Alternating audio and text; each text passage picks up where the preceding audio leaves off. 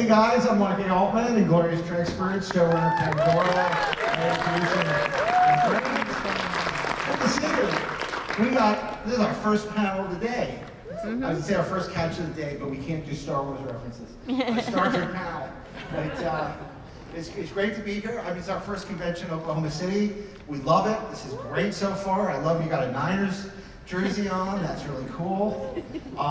So I'm going to introduce you to my other two Trexperts. It's the writer of Thor and X-Men First Class, Ashley Edward Miller. And you know him and love him as the associate producer of the Star Trek The Motion Picture Director's Edition and a concept artist for such things as Star Trek Picard, Deep Blue Sea, and he is none other than our co-host, Darren Document. Come on. Come on down. You won the big showcase. So anyway, we're so delighted because we've never had these two actresses on the same stage together. This will be a first, and it's going to be awesome. So I'm very excited to introduce to you none other than the star of Back to School and Paper Dolls, Terry Farrell.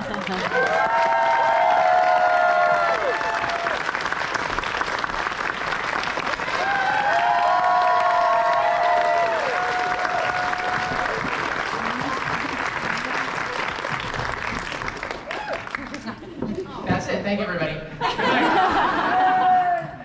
Okay, and making her first appearance as part of this panel, and hopefully not her last. That was really. This is so great. I needed the exercise. Okay. Watching. Let me do the deep squats. You clearly do yoga. Yes, I do. Yeah. Okay. I do French fries, so it's not the same. But anyway, so I'm sure we want to bring out, you know her from The Dead Zone, from Cube, she's on Matlock next season. Not with Andy Griffith, that would be difficult. It's Nicole de Boer.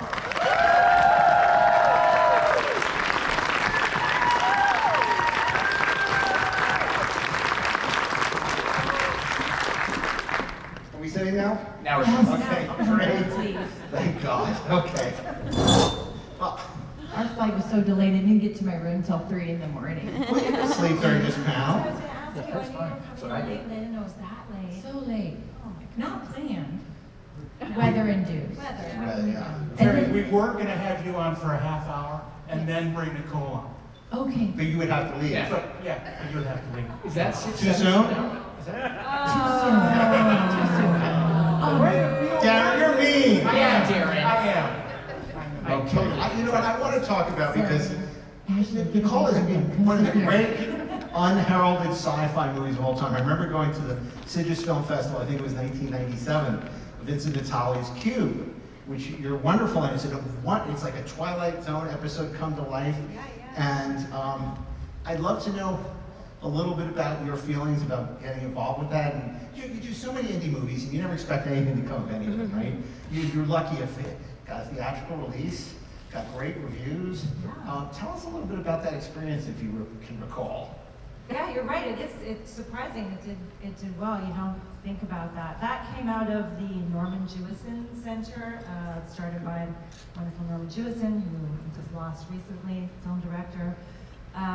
He started that center in Toronto, and you can take classes there to be a director, a producer, an actor. So Vincenzo is in the directing track, and at the end of the year they select one person's work to get a budget and create the film. So he won for that year, and they made Cube for he got a budget of like $250,000 or something, like nothing.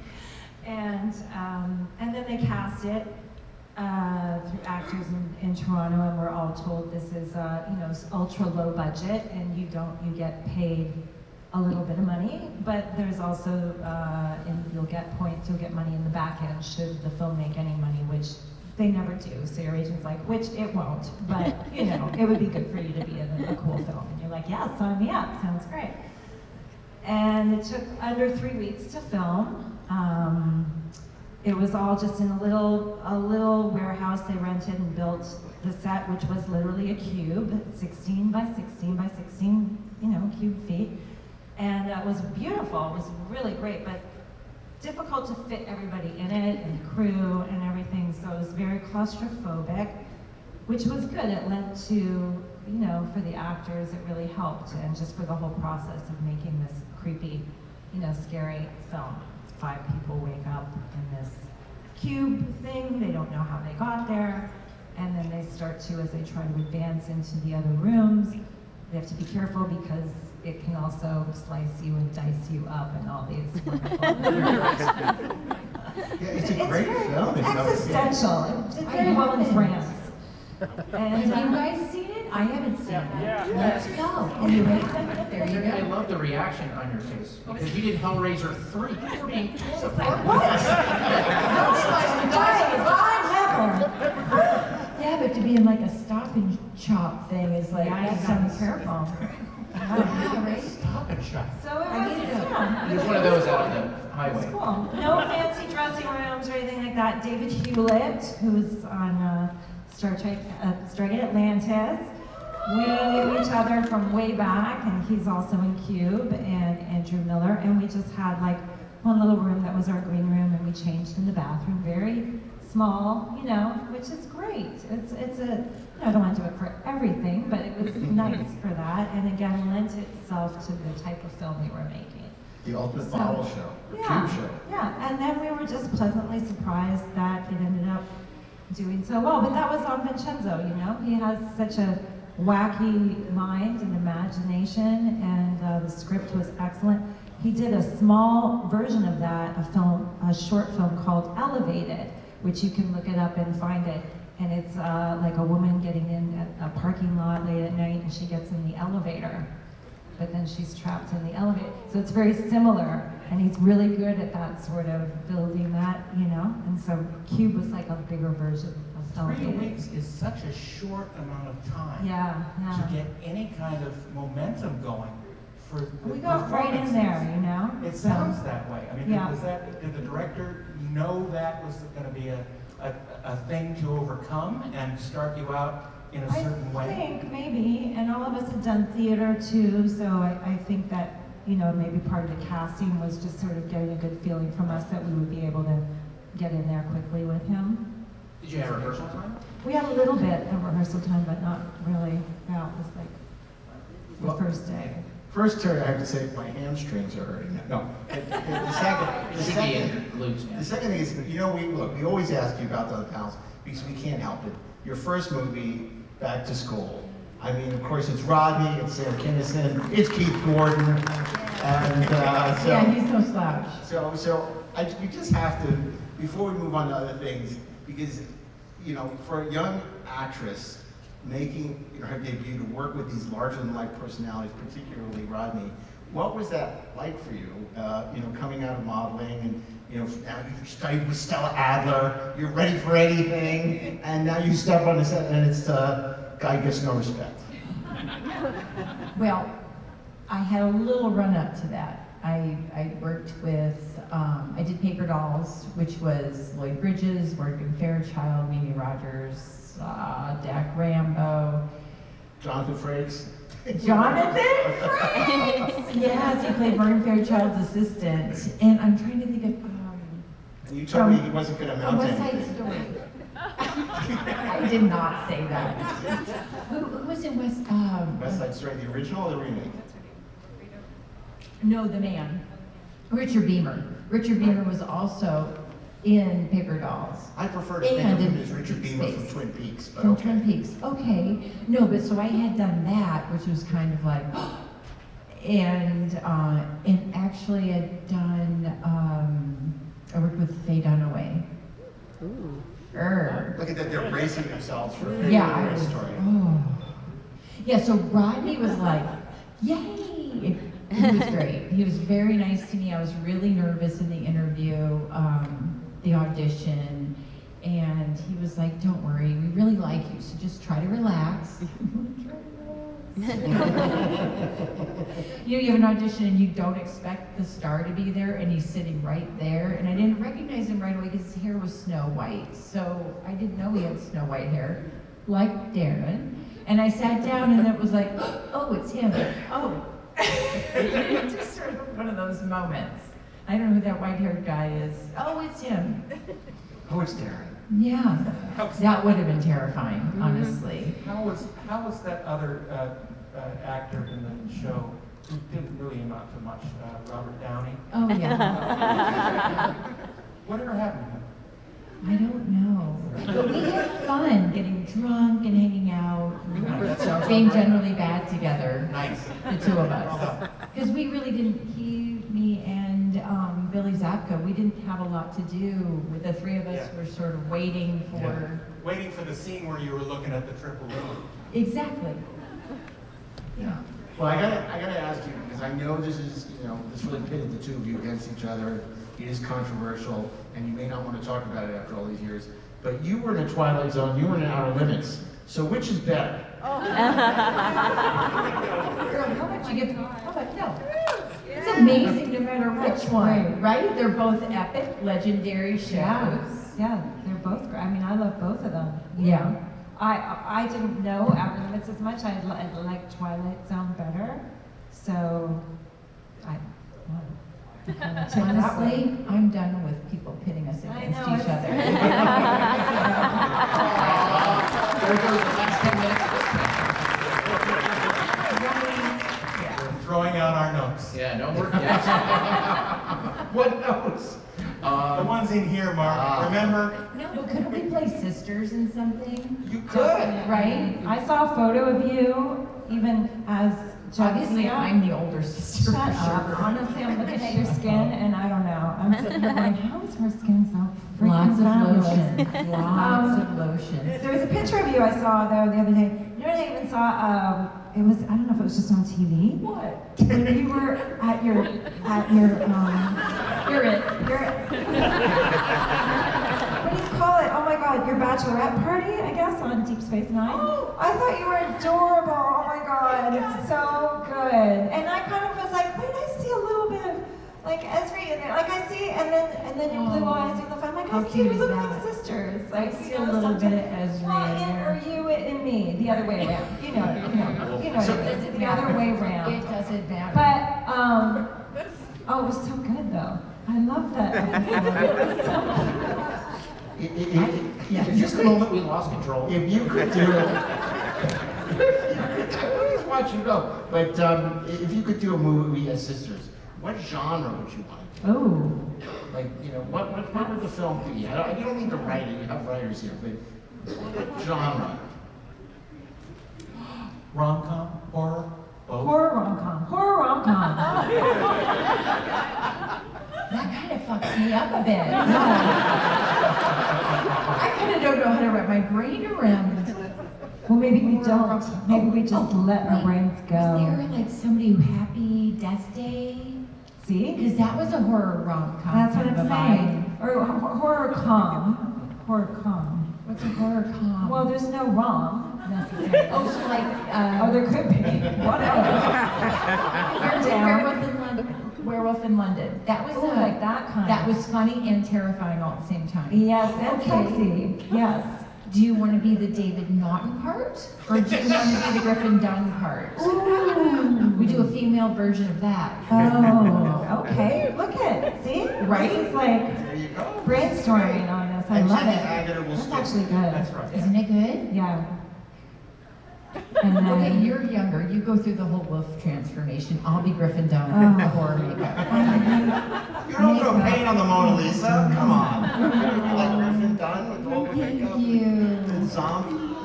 she's like, you get all the makeup. That's okay, but not as long as it's not. Yeah, as long as Yeah, it's but cute. you're younger. As long Your as it's body's cute. amazing. You Maybe should your be the arm wolf. is like turning into So it's like a cute horror. Well, it's our version. Yeah, It doesn't have to be it's so like- dramatic. Beautiful. Maybe you both get to be It's not werewolves. my face good, but like maybe have my Yeah, guts see, I good. like that idea. Yeah. And then you just leap out. I think you Time should for put the having makeup two on once at conversations. least. Is that hard for you guys? No, It's gonna sound awful on the podcast. It's gonna sound terrible. But I think it boils down to it's Wolfen meets Bridesmaids is what we're talking about. Wow. Okay, I'm not getting married again. I am not getting married. But I think we brought down the comedy from that kind of comedy to a more subtle, right? Is that what you were saying? You know what, how about we do a drama? Okay. Well, the great thing is we can do it all. We can do it. Yeah, we can. But they can't change in the bathroom, they have to have trailers, and the budget has to be more Oh, than yes. $250,000. So there you go. Oh, yes. Slightly. Yeah. That's right. It is the- 2024. It's the odd couple with werewolves. Oh, there we go. Oh, can we be vampires? PTSD flash. So who's calling Michael Westwood? Okay. Who's calling Michael Westwood to come out of retirement for that? Yeah, she can do it. They are best buds. She can do that. We can make He this won't, happen. But we can get somebody from Yeah, from his role from his daughter's show. from his daughter, Yeah. yeah. Mackenzie's show. Face Off. Yeah. The Thank Odd you. Couple, Neil Simons, The Otter Couple. Wow. I think you guys are onto something. This is very interesting. Yeah. Well, Definitely on something. I suppose they wanted to talk about Star Trek. Sorry. Star Trek. I mean, I know it's in the nothing name of the about podcast, and it's I like know you nothing. guys. But wait, I know nothing about Ezri. So why did you ask, Nicole? We'll just kick back. You can ask her the questions you always wanted to do. And I am doing the podcast Delta Flyers Journey Through the Wormhole, and one of the cool parts is That's right. I have not seen the 7th season. This is gonna take 3.5 years to do. Well, you We're were already dead. 6 months in. Yeah. What? I said you were dead. How could you possibly? See? Are they gonna have like a You're 6 months therapist in? on set when you're recording that? Like Mhm. when you're watching 7th season, are they gonna have a therapist there to deal with issues from watching the 7th season? It's like going to your own funeral. That's so weird. Isn't it weird? Yeah. I don't know because I haven't seen it yet. It will be. But yeah, So that's interesting because you'll be watching, but it's the same thing, like Walter's doing, like the original show, and he wasn't in. So it's interesting, it'll be interesting your perspective on that. well, I think actually we experienced the hardest part of it in real time because I didn't want to die. Right. And it was really hard to get close to you because I was angry at them.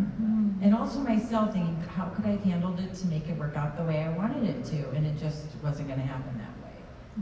Well, plus you love that role. I You did. got a really wonderful role that you played for 6 years. And I mean, let's face it, for a young actor to be thrown into this, having to play multiple lifetimes, men, women, I mean, it's this orphan black melange of stuff. And you did it with such finesse and you gave your all. And obviously, people don't know, but back in the day of 26 episode seasons, it was brutal because you guys were working nonstop. You were working Fridays, you were working ridiculous hours, and then you had a couple of weeks during the summer for hiatus. And you're back. Fridays is a real thing. So, no. So I just, I don't want to dwell too much on the negative because it's so wonderful that you guys have this bond. Having given the negativity that you might have had at the time.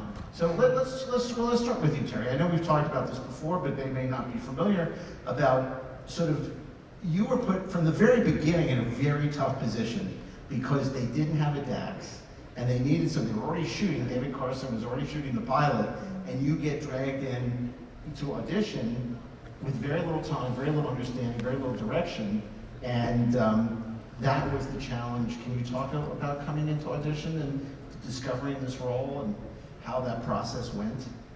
Well, they wouldn't see me from the springtime until August. And I didn't get the part until August 24th, but I don't remember when they started shooting, but it had to have been the beginning of July. That's usually when we started our season, so I'm sure that must have been when they started the pilot. And by the end, everything was pretty much everything they hadn't shot with Dax. So they gave me a forehead initially. We shot that for a couple of days, and then the powers that be said, what the hell did you do to her? Back to the drawing board, so they're still shooting without me, and they figured out the spots, and then I come back, and then nothing is left except for everything I'm in. And I don't know if I had a sinus infection or bronchitis at that time after being so exhausted and so nervous. I easily lost 20 pounds from what I weigh right now.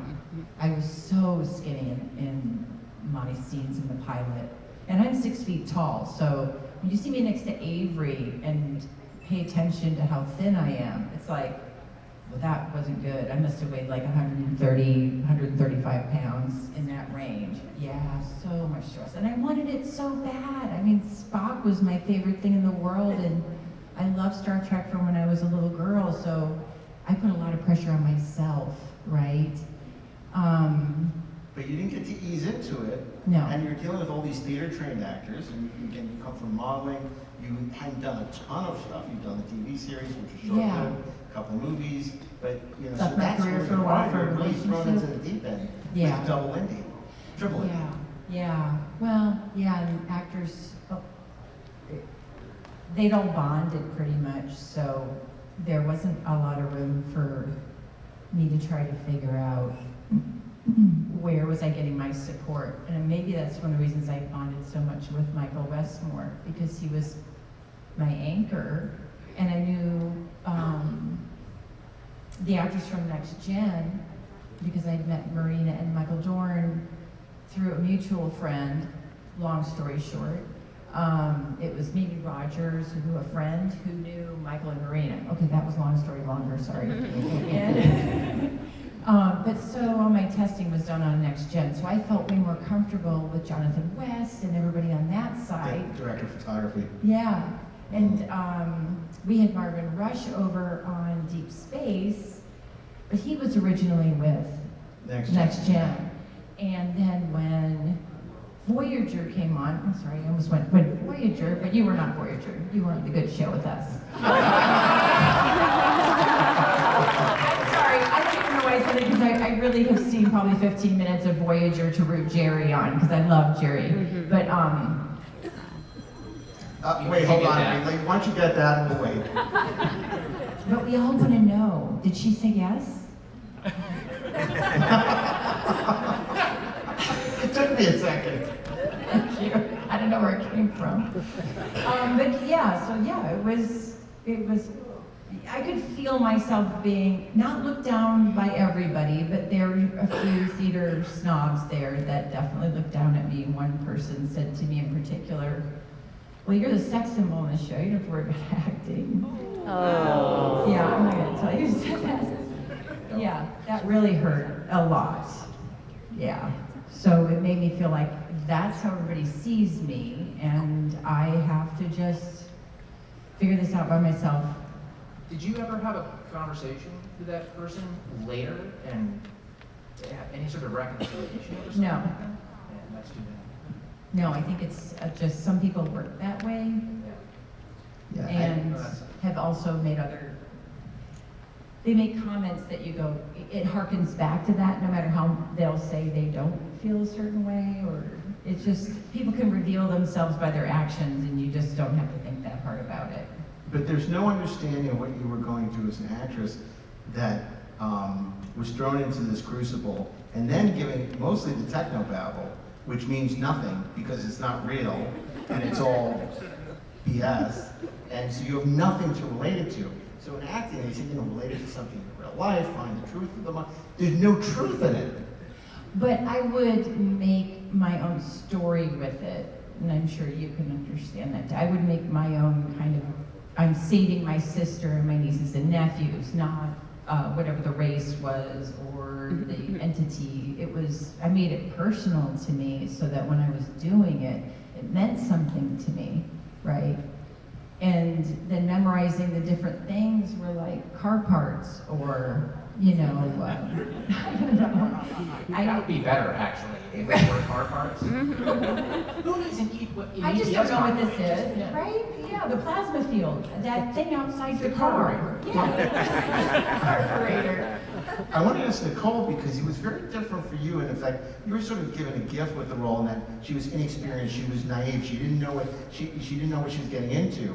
So as someone coming into the 7th season of a show where everyone knows each other, where you're playing this very complex role, it kind of, the role they wrote for you is sort of paves the way for the performance. Was it easier? What was your transition like? Well, when you said you were given this gift, see, I thought you were going to say kind of the opposite, because what you went through was from day one. Beginning day one is you being that series regular and everything you went through. But she jumped in. I jumped into a fully realized universe, a fully oiled machine. A love-hate feeling towards me depended on the viewer, it's subjective, but a character that you, like, fuck that person who said that to you. Thank you. You created a character that was so beloved, that's why people were so upset when you were gone. You created a fully realized character of Jadzia Dax that people loved so much. And you were know so that. brave to come in and go through the same Yes. thing that I went through in a But way. yes and no, because I didn't watch, if I had watched the show, I would have been way more nervous. I didn't watch Deep Space Nine. I watched The Next Generation, and then I don't know, I was at an age I wasn't watching TV in general at that point in my life. Plus, I had a boyfriend who auditioned for Siddig's role, and because we loved The Next Generation, and we were so excited. Oh my God, you auditioned for Star Trek? And you didn't get it. And then we were like, well, forget them. We're not going to watch that stupid show. So that was another reason I didn't watch Deep Space Nine. And so when I finally, got an audition or got the call to read for it, I thought, I don't know it. And it all happened so quickly, the audition process to being on set. I didn't really have a chance, and I'm so thankful because I would have been way more nervous had I watched it. Had I, followed that show and knew exactly what I was, oh my God, are you kidding me? They killed Jadzia and now they expect me to come in there? But I didn't know, thankfully, and that's what made it easier. And then I came into this fully realized, I say it was like Alice in Wonderland being dropped into this fully realized place, this well-oiled machine. And I just had to trust when they said to me, don't get freaked out, just try to think of it as a new character. And I just went with that. I said, okay, that's what I'm gonna do, because I don't want to get myself freaked out, and I didn't watch the show. And it all happened really quickly. Did you feel any of that sort of stage snobbery? I didn't, but everybody seemed a little tired by that point. Like they've been doing it for, not in their acting when you say action, you know what I mean? But like years of, all the makeup, all the long hours, all the Fratter days. That was something I did notice. I had worked, I felt like I worked a fair bit in Canada on both Canadian and American shows. I'd been on series at that point. I had never seen hours like that. I thought coming to Paramount, like it was gonna be cushy, it was not. It was long, long hours, craft service. So I was like, can I get a tuna sandwich at 11? Ooh, okay. And then they got me a sandwich and they said, could you eat it behind the curtain over here so other people don't see you having it? I'm like, what? What? So, yeah, no, I didn't Secret get tuna snobby, sandwich but I is didn't her get, yeah. So, Why don't you have that in your trailer in your refrigerator? Did you bring enough for everyone? So it was weird. Everyone was nice, but yeah, I seemed more tired at that season 7 by season Don't 7. let people see that bowl of gruel. Everyone Yeah, I know. Everyone wanted that bowl of gruel. But it wasn't until I did conventions later and I hung out with people and went, oh, you're very pleasant, you're very lovely, because they were tired at that point, And it was such a dark and somber set, so it wasn't like fun and games. So people ask, what kind of jokes did you have? No, that's not really Deep Space Nine, did you watch the how show? it was. Do you think the material sort of affected the mood, or just that it was the last season and the show, we all know, was brilliant, but it was not accepted in the way Next Year was, as the ratings weren't, all the things people use to grade things that are bullshit, but people love the show. But do you think that when you were starting, doing all the publicity, when you were being trotted out to talk to everybody from Newsweek to the LA Times, and oh, this is the new next generation. And then it turns out, you know, you're the all-star, and then they start talking about, oh, Voyager is going to be the next generation, right? So that idea of being the bastard stepchild, you know, was there a Wow, sense he of that? added bastard into that. Stepchild.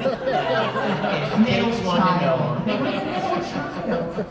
But what I went is because we were always in the top 10 of syndication. So when they say we weren't that beloved, it's like, what more can you ask for to be in the top 10 of syndicated? We were syndicated, Voyager wasn't. Well, people were more passionate. And if People were more passionate. shows today had numbers like Deep Space Nine had, nobody would be talking about ratings collapses in television. But you would read the interviews with Rick Berman. I'm not, you know, this was a thing where they're like, yeah, we know. And then they kept, you know, trying to, well, we're going to bring Michael Jordan on to boost the ratings. And this guy worked out creatively brilliant because Ira was a genius, and Ron and Renee and everybody. But there was that perception, you know, even when they talked about the shows, oh, Deep Space Nine is its own thing. But that was cool. It was the cool kid, right? It was the cool kid, you know, that was wearing all black, you know, that was as opposed to like the mainstream kind of. Like we're the quirky kid on the playground in elementary that nobody thinks is going to amount to anything. And then we end up having the better story. Just gonna say yes, exactly. That's That exactly stands it. the test of time. Yep. That it still speaks to us in a relevant way right now. More so than anybody. I mean, Yeah. particularly it being serialized, the It depth has and deep I'm not complexity. saying that character all to of them it, aren't you know? great. I don't mean that. I It's don't. just that some of them are less great.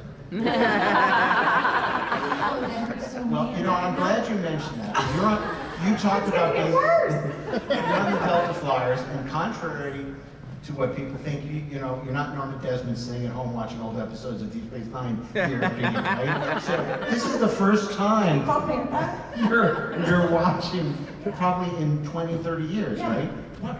What's been your takeaway? Like overall watching Oh, oh my gosh.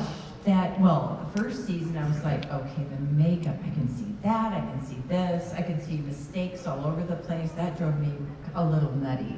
Because I thought, it? I can see you're focused on the important things, Terry. Yeah, no. I know that's so bad, isn't it? Like, forget the great writing, forget the great cinematography. The makeup was a little off. A lot of good writing in the first season, but it seemed like we did a lot of whodunits, which didn't seem to equate to space to me. And I think at the time I was so stressed because it's a new show and I'm just worried about my acting and the character. Who cares if it's another whodunit? I'm not saying that's right. But now I can see where that isn't tracking with the stories that we really want to be telling. Well, did it feel as though they were trying to find what the show is? I was gonna say, maybe they were getting from, you know, notes from, or who, you know, trying to figure out what is this, since it wasn't a standalone, right? That, or was it sort of? It was still at that more point? standalone in the In beginning. the beginning, Yeah, sounds like but it was also, Which I think led to the whodunit thing. Because we're on the station, right? Which A is lot huge. of Armin, which was really good. a lot of Armin was really good in it. Armin, Renee, Nana's in it a lot in the first season, finding herself, and the whole Bajoran religion is a big focus in the first season. That would be my takeaway from the first season. And a lot of great guest stars. A lot of great, Yeah. you know, Brian Keith is in that season. Yeah. Iris Yulin is in that season. I Louise think the Fletcher. first Louise Fletcher episode is the end of the season. Now I realize I have started the first season, yeah, because I've seen this stuff. Yeah, I see a lot of the Jorn getting that That's stuff okay, going. private gin.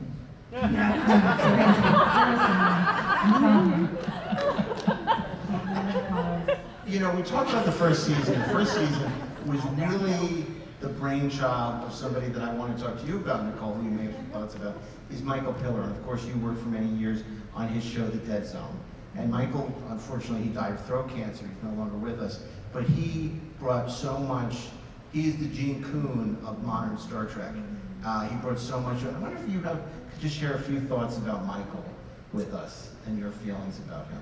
I didn't know Michael when I was working on Deep Space Nine. I only met him after when I got the auditions for The Dead Zone, and then I realized who he was and everything, and I didn't even know that I wasn't really aware if he even paid attention to me on the show or whatever. So I auditioned for it like any other actress would audition for that, and came in for the callbacks to have chemistry reads with Anthony Michael Hall. And, you know, it wasn't really until later that I knew that, you know, they asked me in because they did like me from that, but still there was lots of other young women auditioning for it. But then once I did get the role and we started filming in Vancouver, you know, we would go out and group nice dinners, as you do, or good ones do, nice, you know. And he loved wine, and he loved to educate everyone, because I still don't know anything about wine. So he always loved to educate people on that, go out for lovely dinners and get all these wonderful wines. And he had like a father figure type of thing for me, you know. And, but I do remember, as far as his writing, he wrote women very well, and in that he wasn't trying to write a woman. It was like it could be a man or a woman, but yet I just got this sense of, he's just a great writer, but I really loved how he wrote for women. And You know he created our character. I do know that, but I never got to, yes, so that makes sense, but I never met him at the time or anything. I just find it you know? interesting that you said that. Yeah. There was a time he left the office, I don't remember, probably He to do wasn't other really stuff, involved. right? He left to go do Legend, Okay. you know, which was, and then he was one of the creators of Voyager, because he left to work on Voyager. So he wasn't really involved with Deep Space by the time you came around. But yes, of course, he created your character. Yeah. So, and he was around the set in the beginning with his little baseball hat, but he was a little scared of Loved the actors Dodgers, too. he was kind of shy in some ways, yeah. He wanted me to date his son. Sean, I know. Sean wanted to date everyone. Well, I yeah. know. Ruin it for me. Well, because Sean loved the shows and he had crushes on, Yes. you know, and Sean took over And I'm like, from his dad. no, Michael, no, he's way too young for me. And I could only imagine that didn't go well. What would work be like? That's not complicated. What did Sean? Sean is great and went on to do Haven, which I signed some Haven things, so I know people watch that. And Sean has been very good to me. That he calls me his good luck charm, so he puts me in pretty much everything that he does. Like I was in the pilot of Haven and Private Eyes. That was Sean Piller as well. That was a TV show we shot in Canada with Jason Priestley and Cindy Sampson, and I played Jason's ex-wife. So we did that for a few years. That just ended a couple of years ago. That was Sean Piller. He's got a show on CW right now that is called Wild Cards, and that just got picked up for a second season. So he did with Nana. What was the show they did in New Mexico. Yeah, In New Mexico. that was Sean Piller too. Yeah, about the horses, wild, that Oh, had yeah, wild in yeah, it there too. was something with horses, Something yes. like that. Yeah. So yeah, he Good really did his dad proud. He's gone on to be a really great producer, And writer, a director. good friend of ours was a showrunner on Haven, Gabrielle Stanton, and she loves you. Yeah. Oh. Yeah, so, and she, Where's Gabrielle? They had such a good, Like you say that like it's so surprising. So we don't, but she Unlike does. everyone else. Gabrielle does. I was pivoting to Haven. Okay. And just, No, unlike the people on Stargate, who can't say no.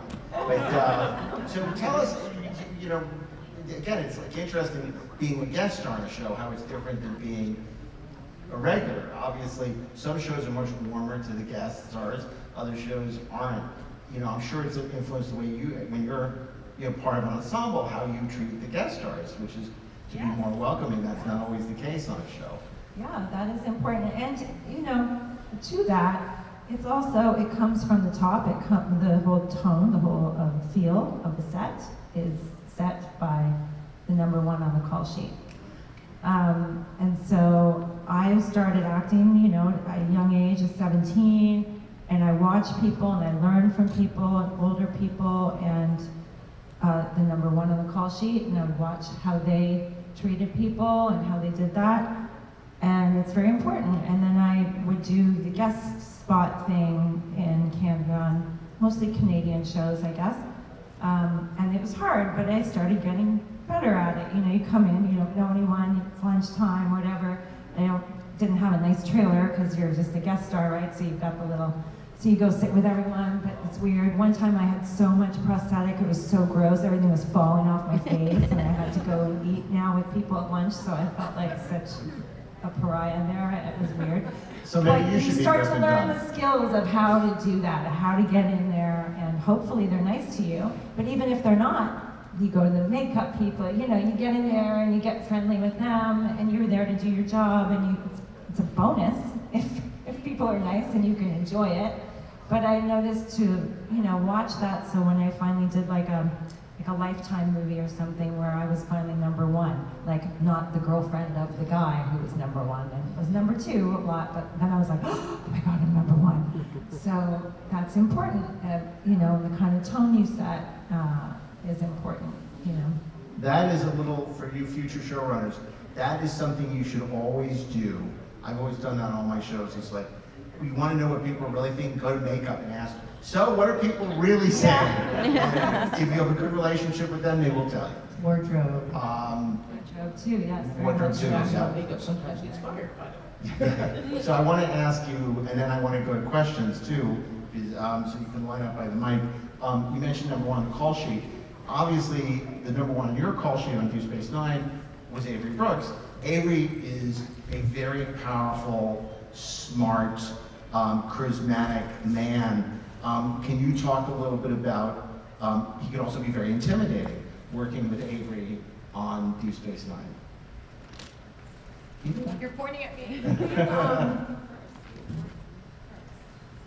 I would say the first time I had a scene with Avery where it was just he and I, he called me old man, but there was this tone of kind of aggressive challenge, and I had to be really super relaxed about it. But again, it was like during the pilot, during my 1 week of everything, it's the Terry show. Oh my gosh, which, #5 on the call sheet. I should have a little bit of a back seat here. So,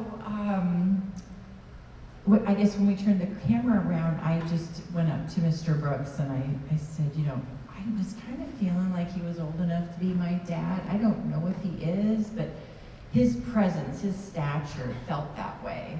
It felt like he was that much older than me.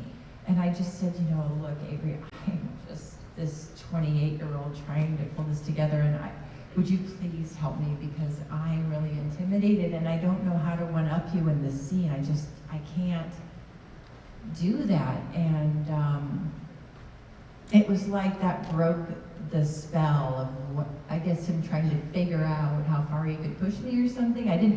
That's not how it felt at the time. I was just too scared, feeling like I was gonna get fired any second. And so he just softened, and then not the same as he was to Sirach, but I felt like he had my back in that he knew I don't know, it's choking me up.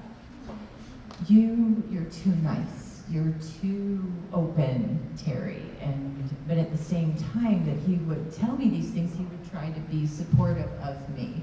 So the scenes I have with him throughout my relationship as Dax with Cisco, there are times when we are toe to toe, and I am so proud of those scenes, because when he's screaming at me or at this super high level, and I'm Dax and I'm at this Zen kind of level, it took a lot to steel myself and genuinely feel calm, and it made me really proud of myself.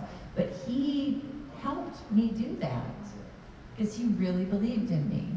Well, that's what he let me think anyway.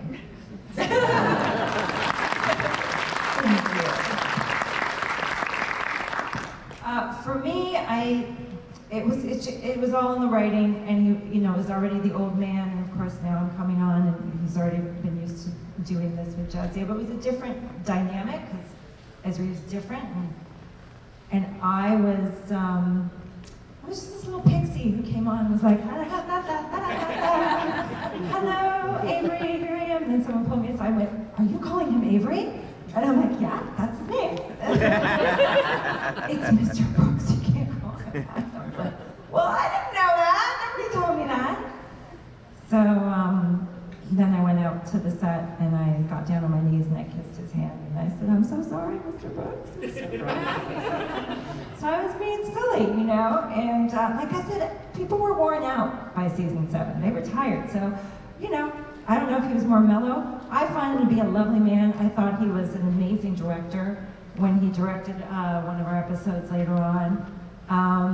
Just this really cool cat. It was just there in the writing, calling me old man. I mean, I just found that so great. Just to read it on the paper, I found it great. So to do the scene with him, I just loved it. It was yummy to do. And he was very generous, you know, and it just felt really good, you know. Can I just say, I don't know about the Mr. Brooks thing. I said it probably that time because I was. I don't imagine you calling No, him I called that him ever. Avery. Yeah. I'm like, what are you talking about? No, some He people wasn't a were method really actor funny one about But not it. everybody did. No. No. But I know you did, so I was like, what is Yeah. she talking about? No, but that's my first time working with Yes, him, the right? first And I time. was Yeah. begging for him to. Yeah. Yeah.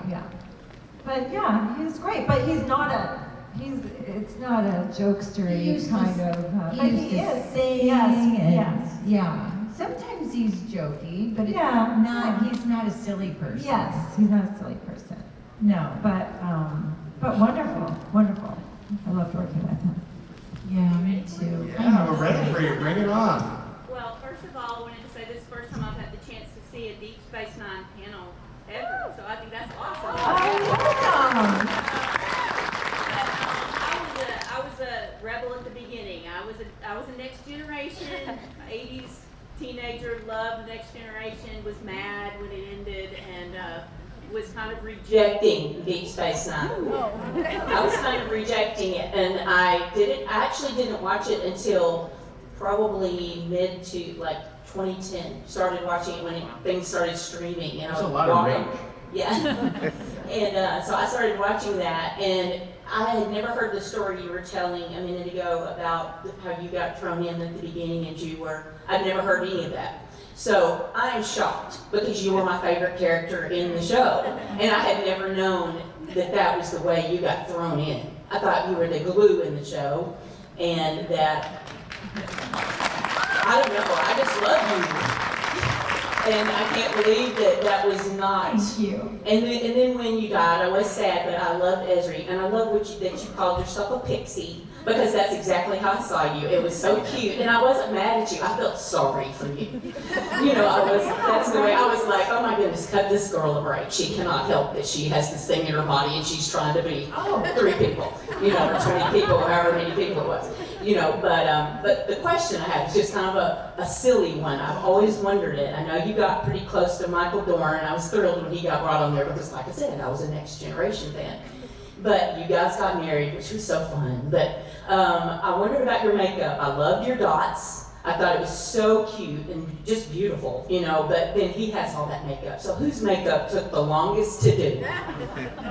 Oh, well, definitely his. Oh, the prosthetics, I guess. Yeah. Yeah. Prosthetics, he had a wig. I had a 3/4 fall, so Michael would do, I think this is how we did it. Michael would do my regular makeup, then they would do my hair. And a 3/4 fall is when they pin it here, so that my hair would be the same length all the time. Like you always wore that.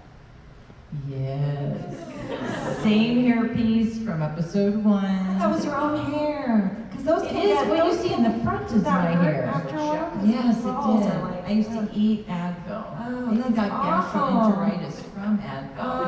I think I have that too. But maybe it's the Symbiont.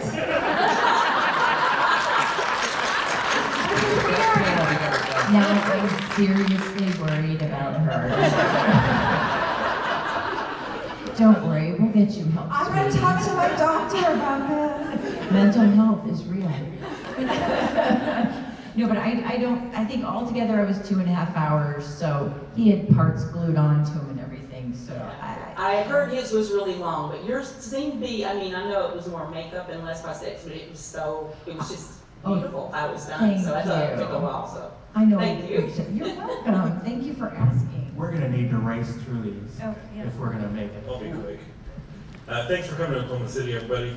I just had a quick question. been nice seeing some of the other 90s truck actors come to the recent shows, and I was just going to ask if you guys had any urge to put the uniform back on. Right Depends on now, what reason, you know? I don't have an urge to put that uniform on ever, I'll tell you. You know, it wasn't the most comfortable. It wasn't the most awful thing in the world, but it wasn't the most comfortable, and it was like polyester or whatever, I don't know. But I would put it on for certain reasons, yes. No sticker. I would say yes, although since I've already passed and she has Dax, I would have to be my sister. You never know. I would have to be my Died like sister. 4 times. Or she's just talking past versions of herself. Well, if we saw the episode, but you must have done it too, obviously, where you summon up someone from before. I just summon you up at the start and you stay the whole time. Right, Chintara. All of me. That's all it takes. That's all it takes. Resurrected Picard, actors. isn't Picardo, isn't he a hologram? Yes, there's that. I could be your hologram. There's so many ways. So many Yeah. ways. So many ways it could be done. Thank you. I think it should be women of Star Trek, and we should Yes. be all female characters on the Trek. Thumbs up. First of all, hi. I'm really proud to be following Barf. It's only up from here. Look, this is for Terry. My favorite episode on DS9 is when you were sitting at the table with the 3 past Klingons. John Kalikos is my hero. I love that man, his acting talent. And I just wanted to hear your point of view from sitting across those 3 greats. Michael and Sarah, John Campbell? No, John Colicos and Bill Campbell. Bill Campbell. And Bill Campbell, William Campbell. Oh my gosh. Well, first of all, it was like, it's one of those dream things where they treated me like I was a movie star, like we were back in the days when they were on the lot and that I was signed with Paramount. So they would wait till I got there. I was the lady. They were, oh my gosh, it was like, wow. I mean, I wouldn't have, they were all way too old for me. But it was really fun to be treated like a lady. I mean, that doesn't happen very often anyway. So they were perfect gentlemen. I know it was more challenging for all of them because they were way up there in age, especially compared to me. I did more of the bouncing around than they did in the fighting scenes and stuff. But there was one moment where we all had, and we only used these bat lifts in this one shot, and all 4 of us had these polished Dan Curry bat lifts. I have mine at home. And For home defense. home defense, yeah, and I know how to use it, so keep that in mind. But we're all walking, there's fire behind us, and it was amazing. And it was fun to do scenes with each one of them individually, like in Blood Oath, where I had to talk each one of them to go on the mission with me. Now, here's the bad news. We only have time for one more question. The good news is they're going to be here all weekend, and they're going to be at their booth, so you'll have a chance to see them. And I wanted you've never done GalaxyCon here in Oklahoma City. So when the panel is over, it is their tradition to take a group selfie. So instead of running out the door when the panel's over, come up by the stage, and they'll stand on the stage. Nicole hasn't been to GalaxyCon either. And the photographer will stand here and take a selfie of everyone. So let's do one last question, and then again, I'm sorry, time management is not one of my strengths. So come see them at their booth all weekend long. Go ahead. I did not want to be the last question. So make it good, no pressure. Wish I was Barf. Comedy in this room, huh? My favorite part of DS9 is the relationship between Dax, both of you, and Worf. And I was wondering because there's such a, like, whenever he comes onto the show, when he comes in late, you did such a good job of, like, bringing his character in. And then, do you know if there was some of that whenever, Nicole, you came onto the show? And, I don't know, I guess I'm asking a bad question. Wait, what was the question? The chemistry with Michael Dorn and Worf was something you were aware of and you amplified when you came onto the show. But first, because he came on, when did he come in? Season Fourth 4, season. yeah. So how was that? Well, great, because we were friends before, so we were just like, hey, Michael said, should we flirt with each other, see if they'll write more for us? I said, fuck yeah, let's do that. So we did. The sequence is written that way, but just like anything, chemistry isn't just something that happens naturally with us, but it's also intentional. I could look at you in a way that I want you. That makes it seem like I have chemistry with you, right?